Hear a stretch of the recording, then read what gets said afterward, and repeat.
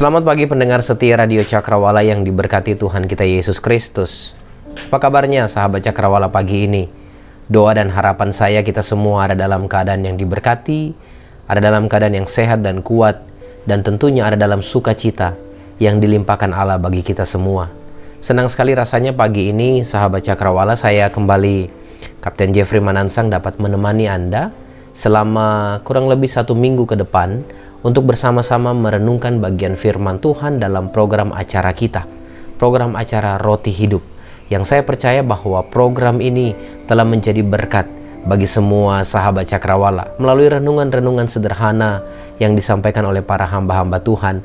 Tentunya akan membuat kita mengerti apa yang Tuhan mau bagi kita, dan juga tentunya membantu kita untuk melakukan kehendak Tuhan dalam setiap kehidupan kita. Itu sebabnya pagi ini sebelum kita berbicara lebih jauh untuk merenungkan bagian firman Tuhan, saya mengajak kita untuk berdoa. Mari kita berdoa.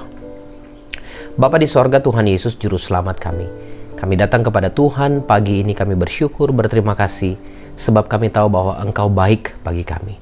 Dalam segala kondisi kami hanya bisa berkata, Tuhan baik. Sebab memang benar Tuhan, tidak ada yang dapat menyangkali kebaikan Tuhan. Ketika pagi ini kami boleh membuka mata kami boleh melangkahkan kaki kami mendapati kehidupan kami ada dalam berkat Tuhan, maka sungguh kami tahu Tuhan, anugerah-Mu tidak pernah berhenti bagi kehidupan kami. Dan pagi ini Tuhan, sebelum kami melanjutkan segala aktivitas kami ingin supaya kehidupan kami dibekali dengan firman-Mu, supaya bukan saja kami mengetahui Tuhan itu baik, tetapi kami juga mau hidup menyenangkan hati Tuhan yang baik itu. Berfirmanlah melalui hamba-Mu, kami siap mendengar. Dalam nama Tuhan Yesus, firman hidup itu kami berdoa. Amin. Pendengar setia Radio Cakrawala yang diberkati Tuhan, beberapa waktu belakangan ini kita dikejutkan dengan berita hangat mengenai perang yang terjadi antara negara Rusia dan juga negara Ukraina.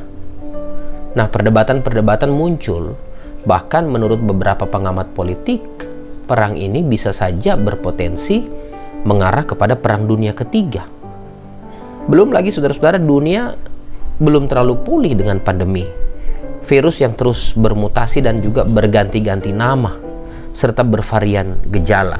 Kita tahu bersama setelah kita melewati masa yang namanya virus Delta, lalu kemudian Omicron, dan beberapa waktu lalu saya coba membaca satu berita dan ada nama lain lagi. Saya lupa namanya, Florona kalau tidak salah saudara-saudara. Dan varian gejalanya juga berbeda-beda. Nah saudara-saudara, bukan hanya itu. Di Indonesia saudara-saudara ada hal yang sedikit lucu kalau kita mengikuti perkembangan berita, bahwa di tengah-tengah ramainya virus Omicron ini, maka negara ini kita mengalami kelangkaan minyak goreng. Nah saudara-saudara, seolah-olah semua kondisi-kondisi yang saya sebutkan di atas tadi memaksa kita untuk menyatukan persepsi bahwa dunia ini sedang berada dalam masalah. Nah Bapak Ibu, saudara-saudara pendengar yang diberkati Tuhan, kalau orang-orang Kristen yang rajin baca Alkitab, pasti pikirannya akan terintegrasi dengan tanda-tanda zaman yang tertulis di Alkitab. Sedikit banyak orang percaya pun, termasuk juga saya, akan memahami kondisi dunia saat ini sebagai kondisi zaman akhir. Nah sambil kita juga menyadari bahwa saudara dan saya adalah orang-orang percaya yang hidup di realita zaman ini. Nah, Gereja Bala Keselamatan secara khusus dalam tahun ini mengangkat sebuah tema mengenai bejana kekudusan, di mana bejana kekudusan itu merupakan gambaran dari orang-orang percaya. Itu sebabnya pagi ini saya ingin berbicara kepada kita semua tentang bejana kekudusan di akhir zaman. Bejana kekudusan di akhir zaman. Nah pendengar setia, mari kita membuka firman Tuhan dalam Yoel pasalnya yang ketiga, ayat 9 sampai ayatnya yang ke-21. Yoel pasalnya yang ketiga, ayat 9 sampai ayatnya yang ke-21. Tetapi pagi ini saya hanya akan membaca ayatnya yang ke-9 sampai ayatnya yang ke-10. Selanjutnya nanti besok dan lusa kita akan membahas bagian-bagian berikutnya. Yoel 3 ayatnya yang ke-9 sampai ayatnya yang ke-10. Firman Tuhan berkata demikian. Berkat untuk umat Tuhan. Maklumkanlah hal ini di antara bangsa-bangsa. Bersiaplah untuk peperangan, gerakkanlah para pahlawan, suruhlah semua prajurit tampil dan maju. Tempalah mata bajakmu menjadi pedang, dan pisau-pisau pemangkasmu menjadi tombak. Baiklah orang yang tidak berdaya berkata, aku ini pahlawan. Saya ulangi ayatnya ke-9. Maklumkanlah hal ini di antara bangsa-bangsa, bersiaplah untuk peperangan, gerakkanlah para pahlawan, suruhlah semua prajurit tampil dan maju.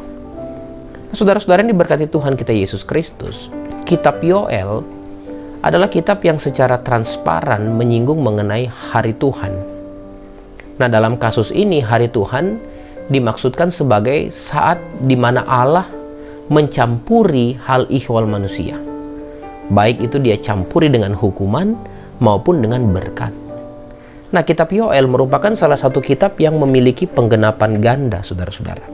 Artinya, sudah digenapi pada masa Nabi Yoel, maupun juga ditujukan untuk penggenapan di zaman akhir.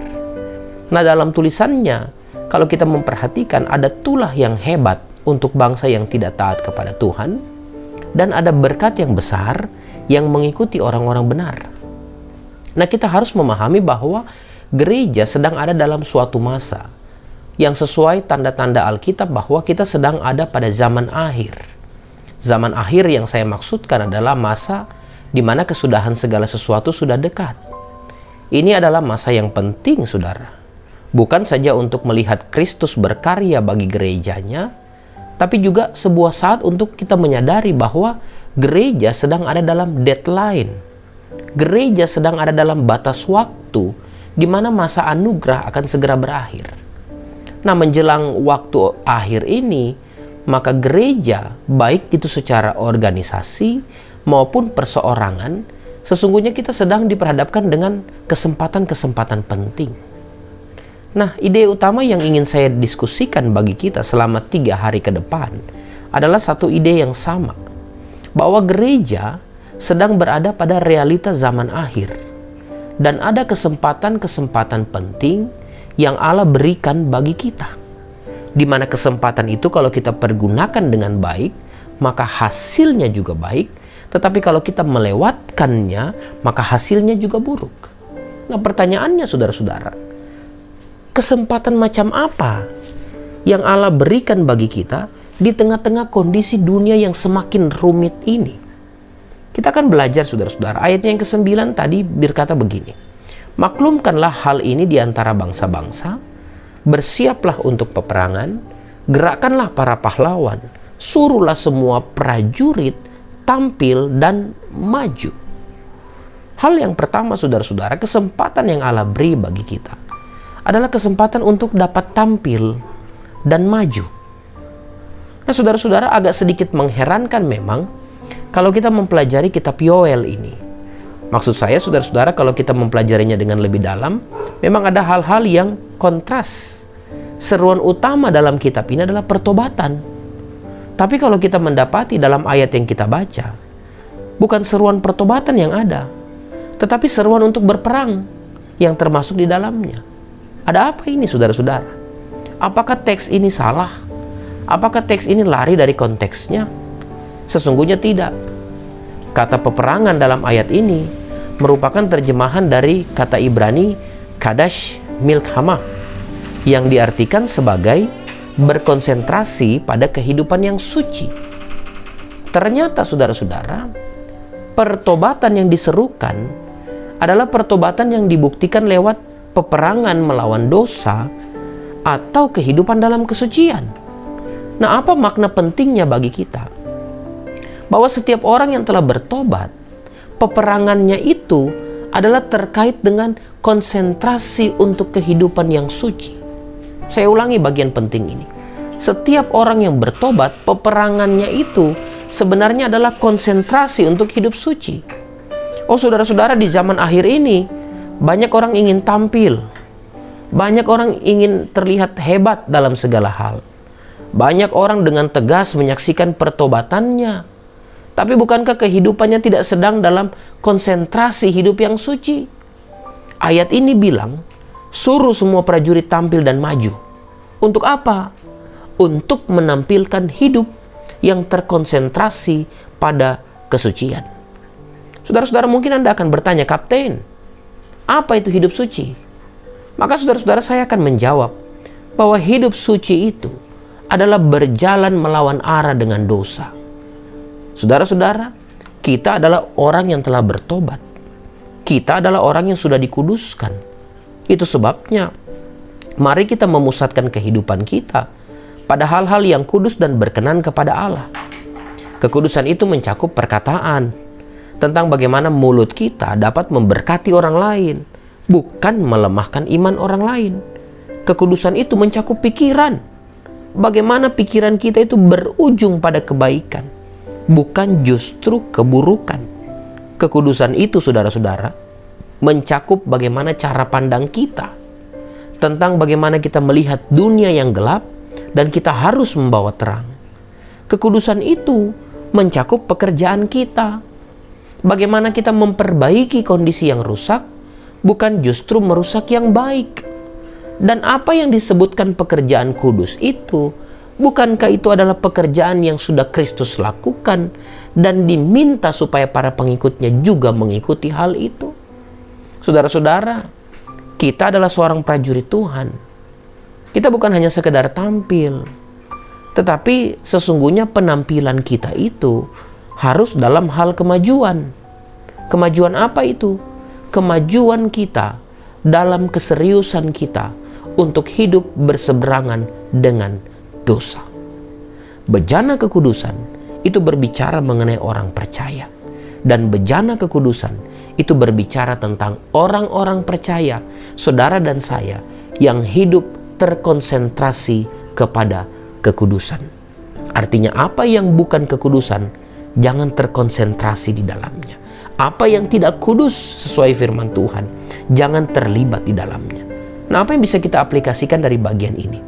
Saudara-saudara, bukan kebetulan kalau kita diberi kesempatan hidup di akhir zaman ini. Dunia ini sedang menyajikan hal-hal yang tidak lagi kudus. Coba perhatikan, saudara-saudara, banyak hal. Perhatikan kemajuan dunia ini. Di samping maju dalam hal teknologi, tapi juga disertai kemunduran dalam akhlak, bukan? Dulu, saudara-saudara, para wanita-wanita akan malu kalau auratnya kelihatan, kalau bagian-bagian tubuhnya kelihatan, saudara-saudara. Tapi sekarang, banyak wanita dengan sengaja memperlihatkan tubuhnya di aplikasi TikTok supaya bisa menarik banyak followers. Yang mengherankan lagi, saudara-saudara, mereka memperlihatkan tubuhnya, di leher mereka tergantung kalung salib. Di tubuh mereka ada tato salib, saudara-saudara. Saya bingung, ini salib yang seperti apa yang mereka tunjukkan? Kita lihat banyak kasus-kasus, banyak berita-berita di mana orang-orang sudah senang mempermalukan orang lain. Orang banyak mencari-cari aib seseorang dan akhirnya menjadikannya bahan diskusi. Untuk menjadi terkenal, saudara-saudara, sekarang tidak perlu menjadi artis. Cukup orang cari-cari kesalahannya, diikut pakai handphone, direkam, di-shoot, dinaikkan ke media sosial, bisa jadi terkenal, saudara-saudara. Dan banyak orang sengaja melakukan hal itu. Kita bisa menyaksikan, saudara-saudara, baik itu di media sosial, di televisi, ada orang yang melakukan kebaikan dengan dalil membagi-bagi rejeki, kasih uang, kasih sembako, kasih makanan, saudara-saudara. Ini baik. Sekali lagi, ini baik, saudara-saudara. Tapi waktu mereka kasih uang, mereka kasih makanan, ini didokumentasi, saudara-saudara, di video. Dan videonya disebar di televisi, disebar di media sosial, hanya untuk mendapatkan predikat orang baik. Oh, saudara-saudara, banyak orang semakin selfish dengan mengarahkan semua kepada dirinya. Bahkan di zaman ini, tidak sedikit orang menganggap diri paling benar dan melihat orang lain tidak lebih baik dari dirinya. Ingat, saudara-saudara, bahwa kita tampil bukan untuk mendapat pujian. Kita tampil bukan untuk mendapat kehormatan, tetapi kehadiran kita tampil untuk menjadi pengikut Kristus yang berkonsentrasi pada kehidupan yang kudus. Maka biarlah hari ini dan seterusnya pikiran kita kudus. Maka biarlah hari ini dan seterusnya perkataan kita kudus. Maka biarlah sikap kita hari ini dan seterusnya adalah sikap yang kudus. Saudara-saudara, berbicara mengenai bejana kekudusan, maka sesungguhnya bejana itu terbuat dari tanah. Bejana itu tidak ada harganya, murah harganya. Bejana tanah itu, saudara-saudara, mudah lapuk. Yang membuat bejana itu bernilai adalah isinya.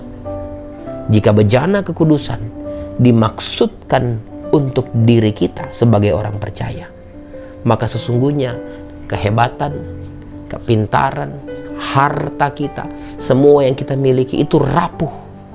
Tetapi yang menjadikan kita berharga adalah isinya. Dan firman Tuhan pagi ini menitipkan satu pesan penting bagi kita sebagai bejana kekudusan di akhir zaman, supaya kita diisi oleh kekudusan Kristus, diisi oleh konsentrasi hidup yang terfokus pada kekudusan. Dunia ini butuh orang-orang yang tampil, maju untuk menyuarakan kekudusan. Selamat menjadi orang-orang percaya. Selamat menjadi bejana kekudusan yang terkonsentrasi untuk hidup kudus di tengah-tengah realita akhir zaman ini. Tuhan Yesus memberkati kita. Amin. Mari kita berdoa. Bapa di sorga, Tuhan Yesus Juru Selamat kami, terima kasih karena pagi ini kami boleh belajar firman-Mu yang singkat dan sederhana. Bahwa kami sebagai orang-orang percaya yang hidup di akhir zaman ini, kami harus terkonsentrasi pada hidup kudus. Bapa di sorga, bicara mengenai kekudusan, kami tahu ini bukan hal yang mudah. Tetapi jika Engkau kudus dan Engkau menguduskan kami, itu artinya kami bisa mengikuti teladan Kristus. Olehnya Tuhan, kami mohon supaya pikiran kami ditolong oleh Tuhan. Supaya pikiran kami ini bukan kami mencari-cari kesalahan orang. Supaya pikiran kami bukan kami menjadi orang yang merasa paling benar di dunia ini. Tetapi kami memiliki pikiran seperti Kristus, di mana kami bisa menghibur orang yang susah, di mana kami bisa menghadir untuk mendengarkan kisah mereka yang tertekan, di mana kami juga hadir sebagai pribadi-pribadi yang mampu memberi ide-ide cemerlang untuk hal-hal baik dalam kehidupan kami. Tolonglah kami supaya mulut kami kudus. Hindarkan kami Tuhan dari roh-roh suka gosip, suka jelek-jelekan orang, sehingga benar-benar perkataan kami adalah perkataan yang memberkati, yang membangun iman. Kalau ada di antara kami semua pendengar yang mungkin senang dengan hal-hal yang jahat, mungkin mulut kami setiap kali ada kesalahan kami langsung memaki, Tuhan kami mohon supaya Tuhan tolong kami. Biarlah Tuhan bereskan hal itu, sehingga mulut kami menjadi mulut yang memberkati orang lain. Tolong kami Tuhan, supaya pekerjaan-pekerjaan yang kami lakukan adalah pekerjaan yang kudus, yang mendatangkan kebaikan. Ajar kami semua sebagai orang-orang percaya untuk menghargai hidup kami. Hamba berdoa secara khusus bagi generasi saat ini Tuhan, di mana generasi saat ini sudah mulai terpengaruh dengan hal-hal yang tidak baik, yang tidak lagi terlalu memperhatikan kekudusan kehidupan mereka. Tapi kami mohon supaya Tuhan tolong, beri kesadaran, supaya kami pun sebagai orang-orang yang Tuhan izinkan hidup di era ini, kami menjadi orang-orang yang mempertahankan hidup kami kudus di hadapan Tuhan. Tubuh kami kudus di hadapan Tuhan. Pernikahan kami kudus di hadapan Tuhan. Masa muda kami kudus di hadapan Tuhan. Terima kasih Tuhan Yesus. Hamba-Mu berhenti bicara. Roh-Mu akan terus bantu kami mengaplikasi.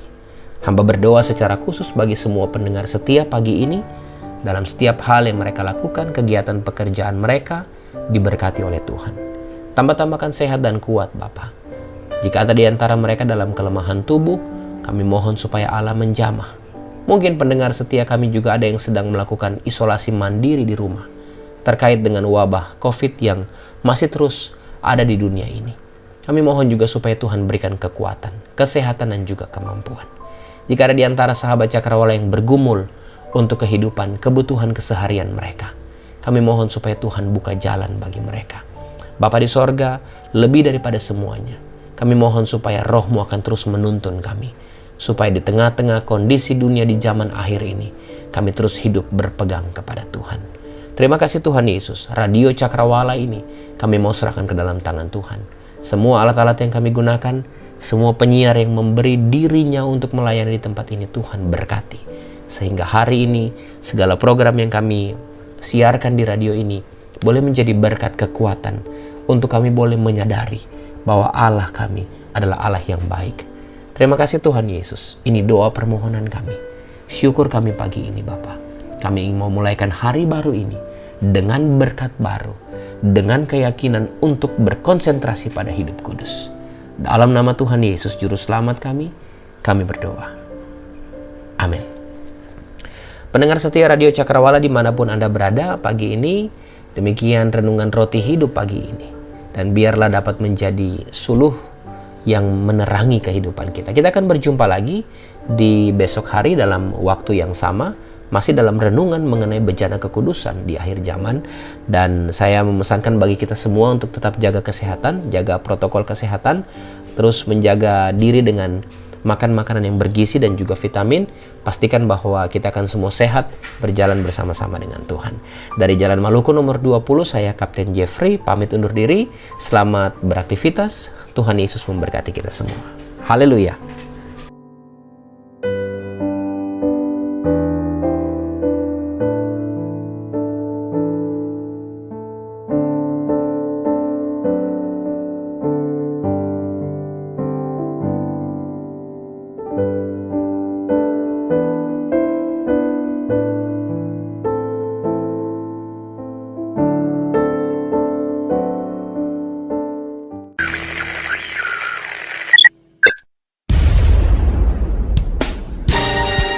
Pastikan Anda tetap bersama dengan kami di gelombang 89,2 FM, The New Cakrawala Radio.